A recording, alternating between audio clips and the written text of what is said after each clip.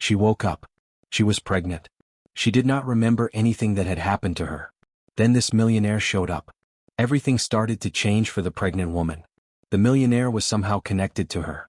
The baby she was carrying. She was confused. She did not know what to do. The pregnant woman had a lot of questions for the millionaire. She wanted to know what had happened to her. Why she was pregnant. The millionaire had all the answers. He was going to tell her everything about her pregnancy and the baby. Mia Harper saw that it was really quiet.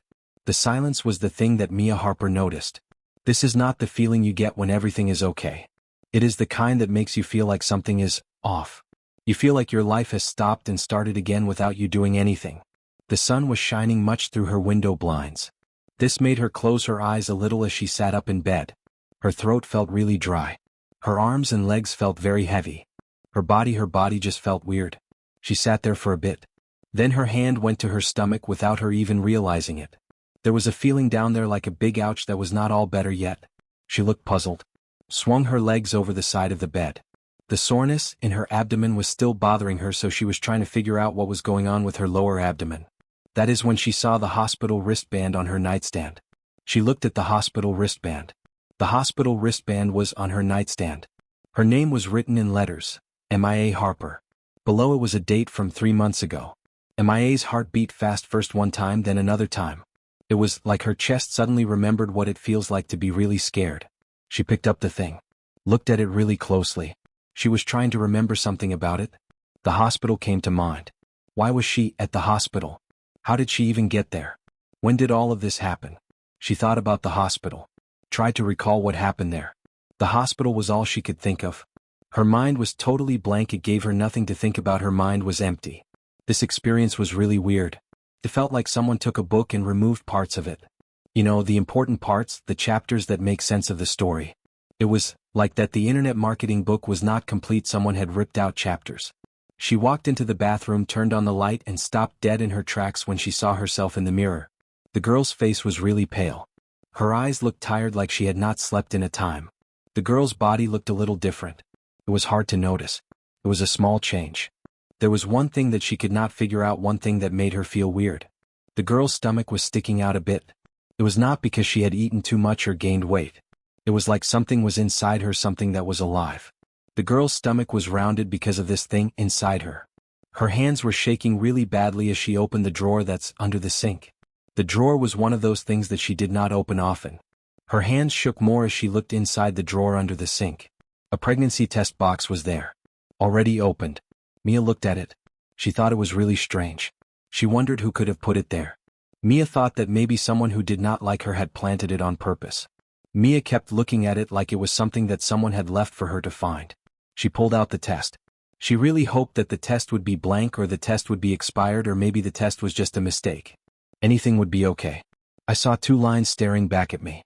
Clear. Unforgiving. Certain. Mia sank onto the edge of the bathtub. She was breathing fast. The bathtub was right in front of her. She was sitting on the edge of it trying to catch her breath. Mia felt like she had been running or something because her breath was coming fast. No, she said in a voice. Her voice was shaking. This is not real, she thought to herself. The digital marketing thing, the thing that's digital marketing, this digital marketing just cannot be real. She was not reckless. She was not careless. She had not been with anyone in months, not since she left her relationship with a promise to herself. No more chaos, no more pain, no more people who treated her kindness like weakness. The relationship had been a time ago, and she had been alone since then because she wanted to avoid the chaos that relationships with certain people brought into her life, the pain that people caused her when they treated her kindness like it was a weakness of the relationship, and she had been doing a good job of keeping her promise to herself about the relationship by not getting into a new relationship with anyone for months now. And yet, she was pregnant. I think it has been 12 weeks now. The swelling, nausea, and this weird tenderness I am feeling are probably signs of something. If these signs are telling the truth, that is. The swelling and nausea and this strange tenderness are all pointing to the thing. It has been 12 weeks since I first started feeling the swelling and nausea and this weird tenderness. There were 12 weeks that her memory just would not talk about. Her memory refused to explain those 12 weeks. Her phone started buzzing. It was really annoying. The phone just would not stop buzzing. Her phone was buzzing loudly. A message from her best friend, Dr. Elena Reyes. You missed your appointment again. You need to call me. I am coming over to see you because you missed your appointment again. Mia looked at the words and her stomach started to feel weird. What was this appointment they were talking about? Mia had no idea what appointment they meant. The word appointment was staring back at her. Mia could not remember anything about an appointment. Before she could say anything, there was a knock at her door. It was a knock, a really urgent one, like the person on the other side of the door did not think they should wait. Mia wiped her cheeks with the back of her hand. She was really surprised to find that she was crying. There were tears on her face already. Then Mia opened the door. Alina walked into the room still wearing her hospital scrubs. Her dark hair was pulled back. Alina's eyes looked at Mia's face. She wanted to see how Mia was doing. Alina looked at Mia's face closely. Alina said to Mia, "Tell me the truth, Mia. How long have you been keeping this a secret, Mia?" Alina spoke softly to Mia. She did not want to scare Mia. Alina wanted Mia to tell her what was going on. Mia's throat got all tight. She said, "I did not know. I thought something was wrong. I figured it was just because I was really stressed out. I thought Mia was just being crazy. That is what Mia thought." Alina did not wait. She put her bag on the table and looked at Mia with a kind of urgency that doctors have. This made Mia feel like her chest was being squeezed. Alina had a look on her face and Mia could tell that something was wrong with her medical situation. Alina was looking at Mia like a doctor looks at a patient who needs help away. "Mia," she said, "you have missed 3 of your follow-up appointments. The hospital has been trying to get in touch with Mia for a while. They really need to talk to Mia about what's going on." Mia blinked.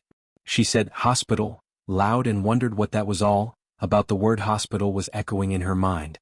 Was she really going to the hospital? The thought of hospital was starting to scare her.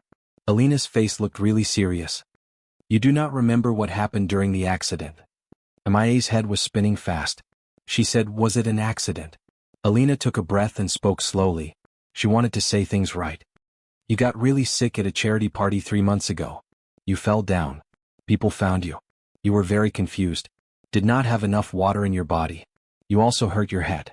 They brought you to the hospital. You told the nurses that you felt really confused. You said you could not remember what happened for 2 days. You were at the charity gala. Then you just do not know what happened after that. The nurses said you felt foggy." Mia looked at her. Said, "I was really at a gala?" "Yes," Alina said.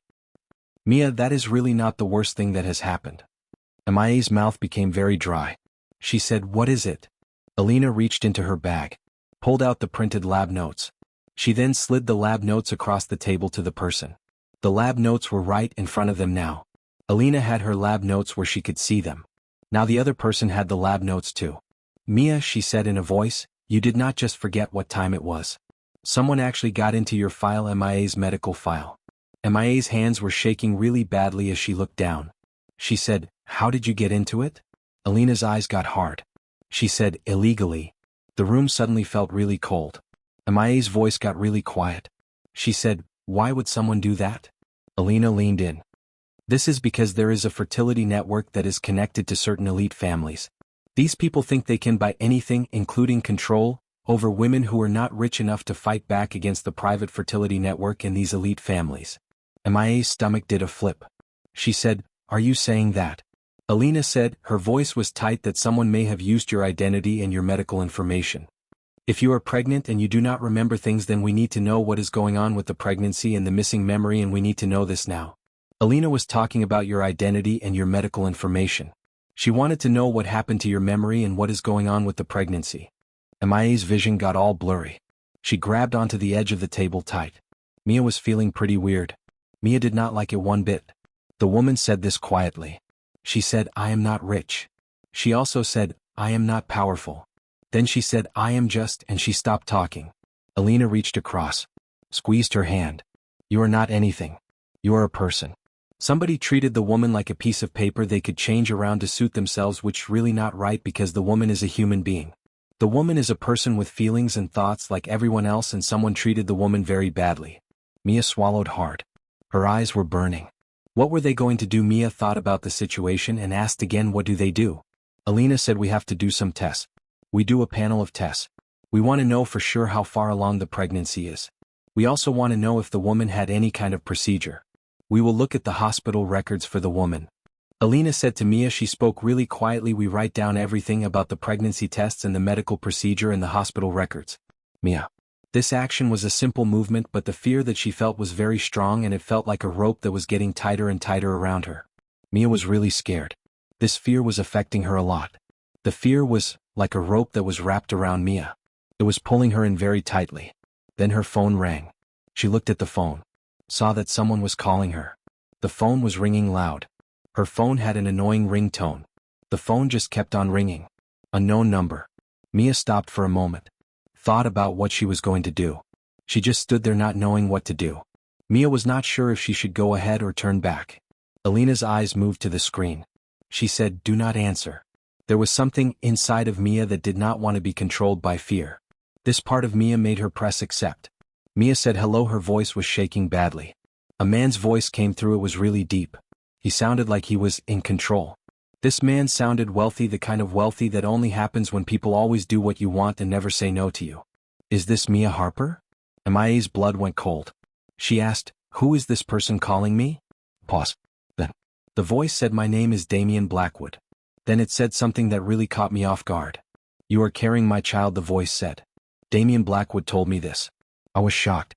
Damian Blackwood said I was going to have a baby. Mia got up quickly and her chair made a loud noise on the floor. Alina's eyes got really big. She did not say a word. She mouthed the words, "Hang up," to whoever was with her. Mia couldn't. Her heart was beating fast. It felt like her heart was going to jump out of her body. Her heart was pounding hard. It was scary. Her heart just kept beating and beating like it wanted to get out. Mia said that is impossible. She did not know the person. Mia told them that she did not know who the person was and that this whole thing was impossible for Mia. Damian said, "I know," and his voice was different. It did not sound like he was trying to act smart. He actually sounded really angry. "And that is why I am calling," Damian said. Aaye's throat got all tight. She said, "How do you know about the baby?" Damian said that he got some information from his lawyers. They told him that there was a medical warning about his family trust. This warning was set off because of something to do with one of his heirs. Damian explained that this was all because of a part of the trust that had to be followed when an heir was involved. The medical alert was connected to Damian's family trust. It was only opened when something happened with an heir. Mia felt sick. She said that does not make sense to her. Mia was talking about something that seemed strange to Mia. He said, "It will happen. First you need to know something. I did not choose the website. Neither did the website user." Alina stepped closer. Her voice was sharp. "This is Dr. Alina Reyes. I want to know who gave you permission to look at Dr. Alina Reyes' information." Damian did not hesitate. He said, "Someone is corrupt. Someone who thought they could make an heir without getting my permission, which something that the person who is doing this, the corrupt person, is trying to do with the heir, my heir, without asking me." Damian. Aaye's knees almost gave out on her. Aaye's legs felt really weak. Mia was about to fall down. Alina's jaw got really tight. She said, "You are telling me that a powerful family is mixed up in fake medical stuff?" Damian's voice became really tough. He said, "My mother has been trying to get what she wants with the inheritance for a time. What I am saying is that my mother has been trying to force an inheritance outcome for years. I am also saying that someone who works at a clinic has been treating women like they are just pieces of paper, like paperwork, and that is what I mean when I say someone inside a private clinic used women like paperwork." Mia put a hand that was shaking to her mouth. She said, "Women like me," in a voice. Mia was talking about women like Mia. There was a beat of silence. Then Damian spoke. He said things slower now because each word of Damian's really mattered. "Mia," he said, "I am coming to see you. I will do this in a place. I will have my attorney with me. I will also have some evidence with me." Aaye's voice got really loud. She was totally freaking out. "No, do not come near me," Mia said. Damian said, "I am not asking for permission," and the cold billionaire finally showed himself. "The child is my heir. I will not let you take the child away from me. The child is mine. I will do what it takes to keep the child safe." Aaye's breath caught. Alina walked into the room. Said in a strong voice, "If you come here without being invited, we will call the police." Damian let out a breath. He was calm. You could tell he was really tense. "Okay, fine," he said. "Tell me where you want to go. You can bring a doctor, a friend, or lots of security if that is what you want. But you are going to have to meet me," Damian said. Aaye's hands were shaking badly. Her phone almost fell out of her hands. Mia was holding on to her phone tightly so it would not slip. Alina leaned in close and whispered, "There are cameras out in public and there will be witnesses around." Mia swallowed hard. She felt like something was stuck in her throat. Mia tried to calm herself down. Mia thought about what she was going to do. Mia was really nervous. Mia said Calder Street Cafe. She tried to sound calm.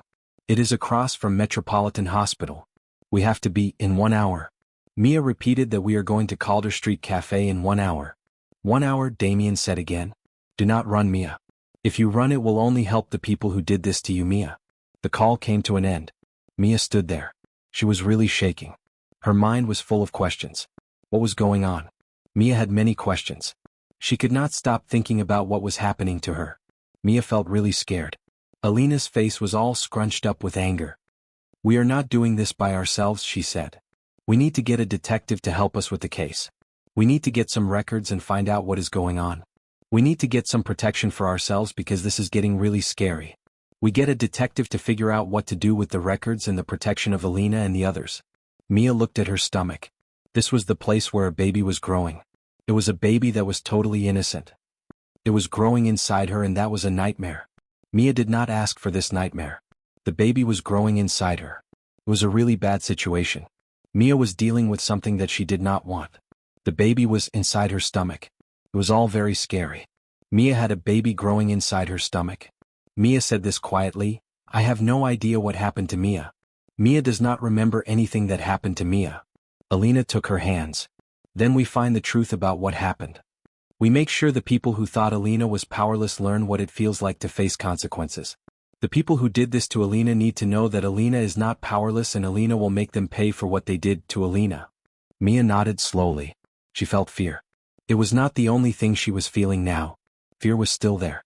Something new was mixed with the fear. The fear that Mia was feeling was getting all mixed up with something now.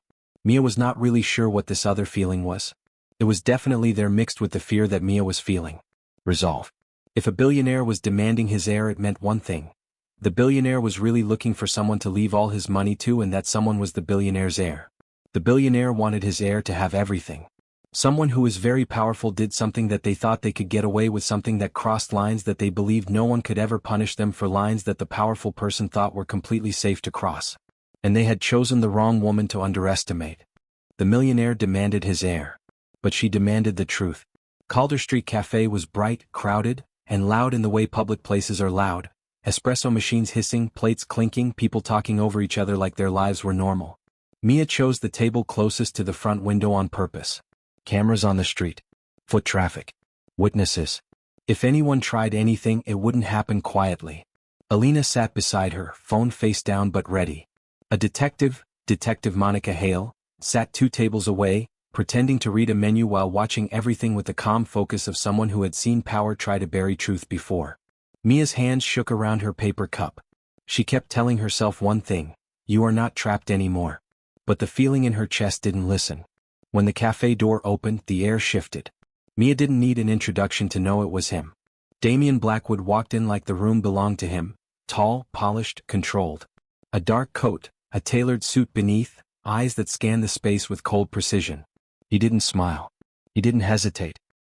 He moved straight toward Mia's table with a man in a navy blazer at his side, his attorney likely, carrying a thin leather folder. People looked up as he passed. Some out of curiosity. Some out of recognition. Because wealth has its own gravity.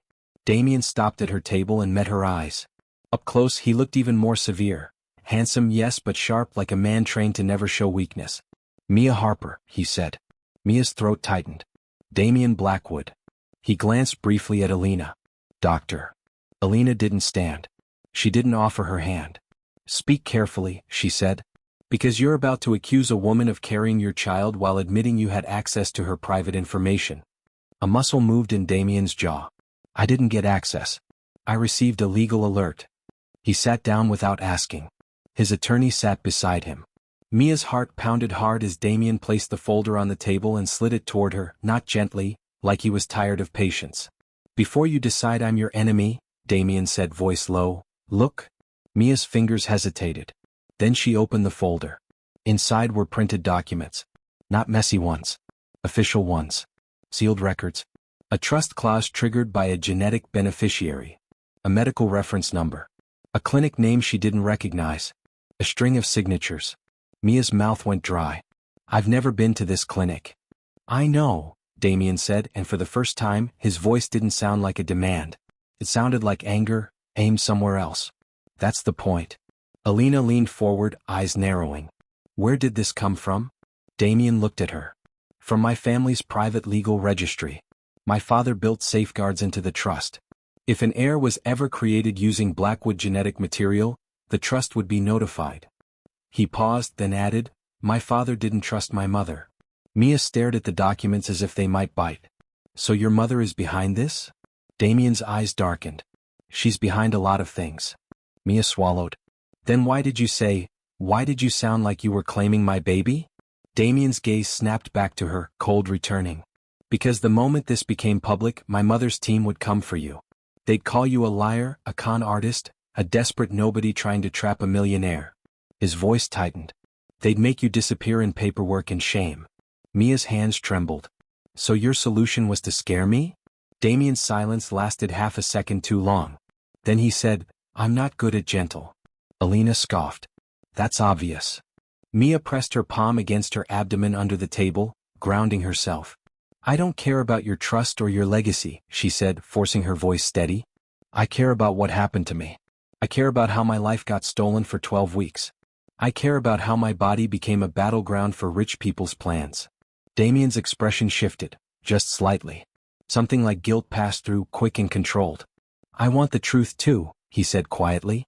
Because if my mother did what I think she didn't just violate you. Mia's eyes held his. She violated you too. The words hung in the air. Damien's attorney cleared his throat and finally spoke. Miss Harper, I'm Daniel Klein. Mr. Blackwood asked me to be present because what we're about to discuss may lead to criminal charges and civil litigation. Detective Monica Hale rose from her seat and approached calmly, badge visible just enough to matter. And I'm here, Monica said, because a woman's medical autonomy is not a family business strategy. Continue. Damien didn't blink at the detective. Good, he said. Because I'm done protecting her image. The next hour changed Mia's life. Not because she learned every detail, some pieces were still under investigation, but because she finally saw the shape of the trap. Damien explained that his mother, Celeste Blackwood, had spent years trying to secure the next generation for the family empire. Damien was 34, the only heir. The board wanted stability. The trust demanded succession. The pressure was constant. But Damien had refused to marry for convenience. He had refused to hand his life over to a strategy. And according to Damien, his mother's response wasn't to accept no. It was to outsource control. There's a private medical network, Damien said, voice tight. Doctors who take exclusive clients. People who treat ethics like a suggestion. They've been under the radar for years. They hide behind consent forms and legal smoke. Mia's fingers curled around the paper cup so hard it crumpled. And you're telling me they used my identity? Yes, Damien said. Your name was attached to a procedure you didn't consent to. Your file was accessed. Your record was altered. His eyes hardened. Someone stole your life and tried to make it look like your choice. Mia felt sick. Alina leaned forward, furious. This is criminal. It's worse, Monica said quietly, already taking notes. It's organized. Mia forced herself to breathe. Why me? Damien's gaze met hers, sharp and uncomfortable. Because you were at the Riverside Gallery benefit 3 months ago. Mia blinked. I don't remember that night. I know, Damien said. But my mother was there. She saw you. She asked questions about you. He paused. And I remember you. Mia's stomach dropped. I remember you, Damien repeated, quieter. You spoke during the curator's presentation. You challenged a donor who made a disrespectful comment about people who don't belong in these rooms. You were calm, but you didn't shrink. My mother noticed that too. Mia's throat tightened as memory flickered, just a flash. A ballroom. A glass of champagne. A laugh that didn't feel safe. Then nothing. She steadied herself. So I was targeted because I stood up for myself.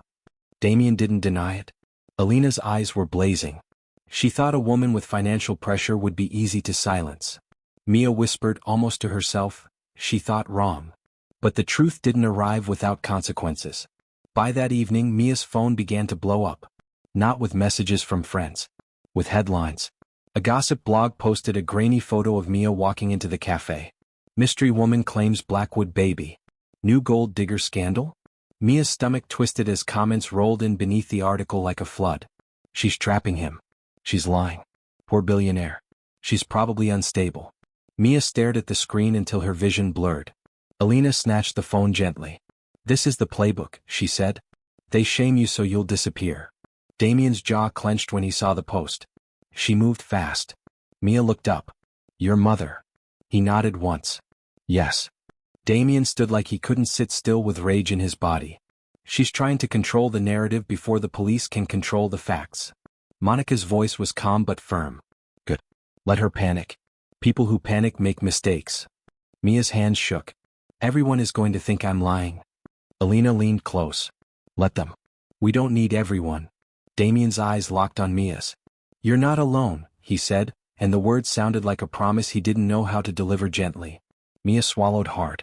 I didn't ask to be part of your family's war. Damien's voice dropped. Neither did I. That night, Mia returned home with Alina and two officers parked discreetly outside. She should have felt safer.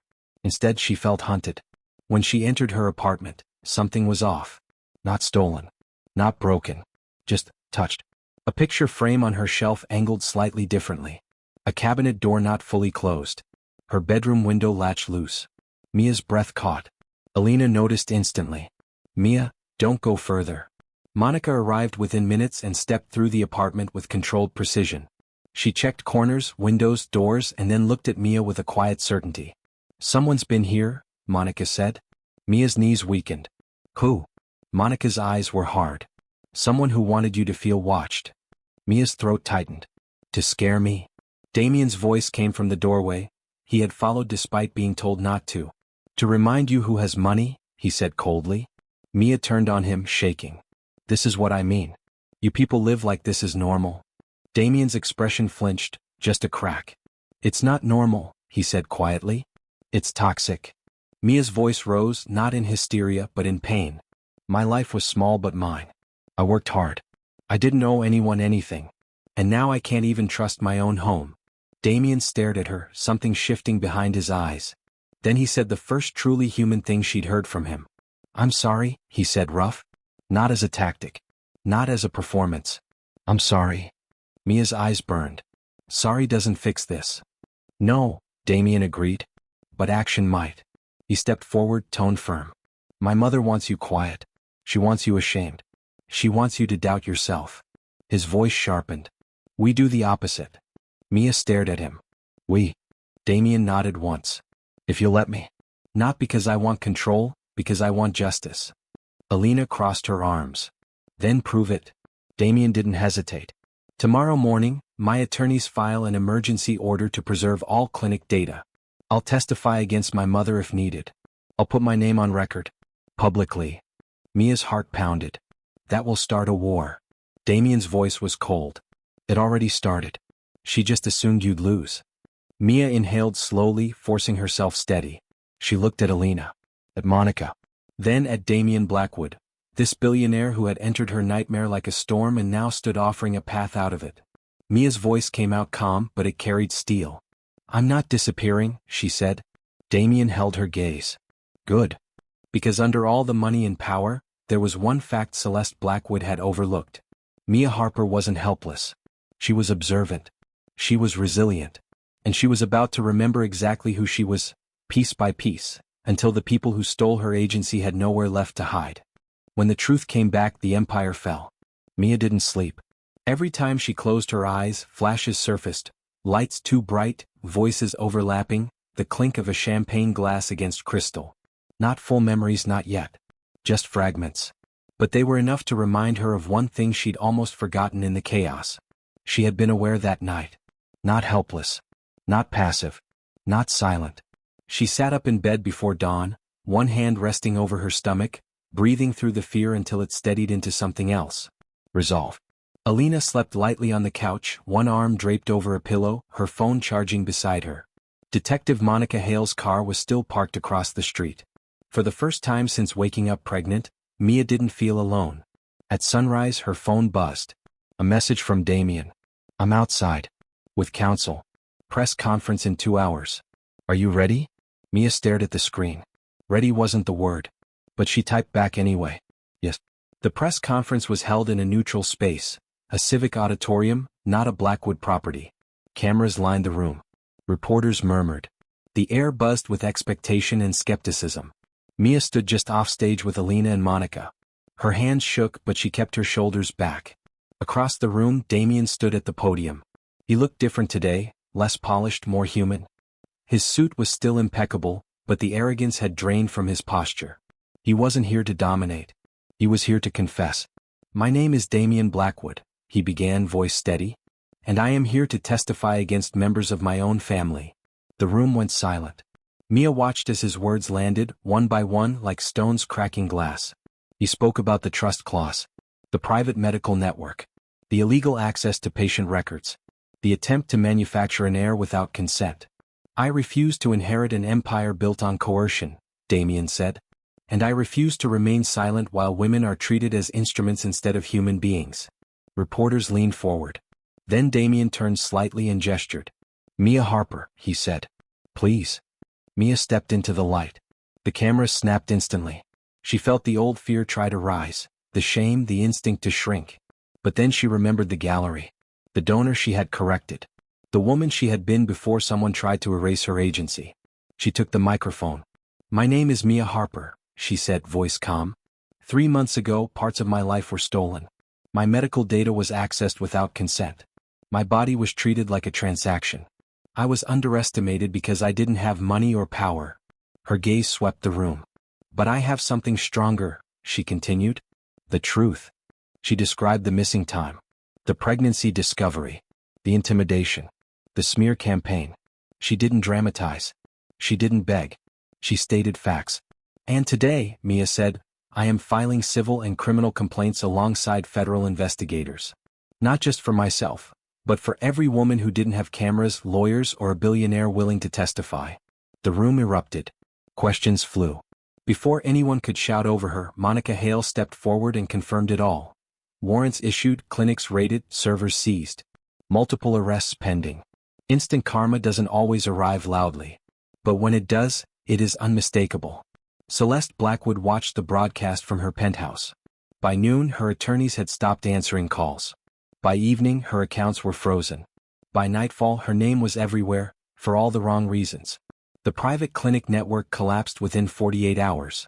Doctors lost licenses. Administrators were detained. Records spilled into daylight like poison exposed to air. And the smear articles about Mia? They disappeared. Quietly. Replaced by headlines that told the real story. Curator exposes elite medical fraud. Whistleblower defies Blackwood dynasty. Consent is not a commodity. Mia read none of them. She was too busy reclaiming her life. Weeks later, Mia sat in a sunlit office, not a courtroom, not a hospital, but a modest space at the museum where she worked. Her job had been protected. Her colleagues greeted her with respect that felt earned, not performative. She met with investigators when needed. With counselors when the nights were hard. With doctors who treated her like a patient, not a case. Damien kept his distance just as he promised. Until one afternoon he asked to meet, public place, open cafe, no lawyers. Mia agreed. They sat across from each other, quieter now that the storm had passed. "I resigned," Damien said. "From the board. From the trust." Mia nodded. "What will you do?" "I'm funding a foundation," he replied. "Medical ethics. Consent oversight. Survivor advocacy. Independently audited." He paused. "No naming rights." Mia studied him. "That matters." He met her eyes. "So do you." Silence settled, comfortable, honest. "I'm not asking for anything," Damien added. "Not access. Not forgiveness." Mia placed a hand over her stomach, feeling the steady certainty of life continuing. "I know," she said. "That's why I agreed to meet." They didn't rush anything. They didn't promise what the future would look like. They respected it. Months later, Mia stood in a park at dusk, Alina beside her, Monica a few steps away, laughter drifting from families nearby. "Are you okay?" Alina asked softly. Mia smiled. "I am." She had chosen a path, her path. Supported, protected, and defined by her consent. The past no longer owned her. And the people who tried to? They learned something priceless. Power without respect collapses. Money without humanity corrodes. And underestimating a woman with the truth is the fastest way to lose everything.